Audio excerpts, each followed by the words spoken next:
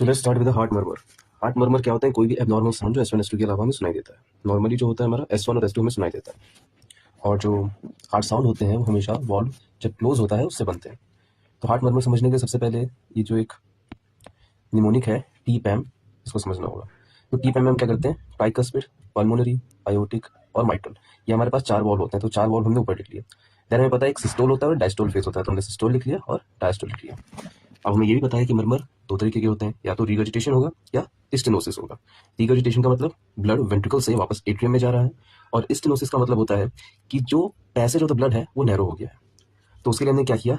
अब जो मैंने निमोनिक बनाया कि यहाँ पे एस है, देखो ठीक है, यहाँ पर एस है तो अब इसके पास एस नहीं आएगा, एस एंड एस साथ में नहीं जाएंगे, तो R S S R, and just इसका अपोजिट कर दो, S R R S. Just opposite हो गया, तो हमने ये निमोनिक से पता चल गया कि कौन सा मर्मर स्टेनोसिस होगा, कौन सा मर्मर रिगर्जिटेंट होगा। जैसे कि अब सिस्टोल में हमें ट्राइकस्पिड रिगर्जिटेशन सुनाई देगा, माइट्रल रिगर्जिटेशन सुनाई देगा, पल्मोनरी स्टेनोसिस और आयोटिक स्टेनोसिस सुनाई देगा। और वैसे ही डायस्टोल में हमें tricuspid stenosis, mitral stenosis, pulmonary और आयोटिक रिगर्जिटेशन में सुनाई देगा। सिंपल अभी तक। अब हम लोग बात करते हैं कि मर्मर के नाम होते हैं mid diastolic, pan systolic, ejection systolic, in diastolic, बहुत सारे।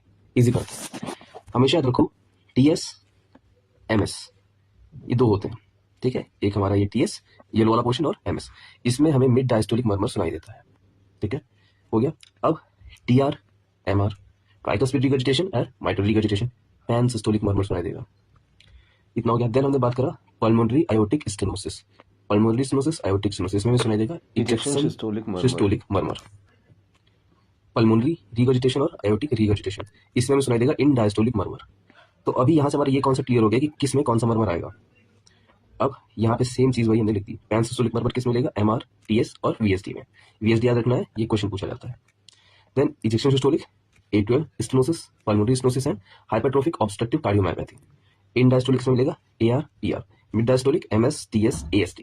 And that's all for the murmur. Hope कि अच्छे समझ में आएगा तुम लोगों को।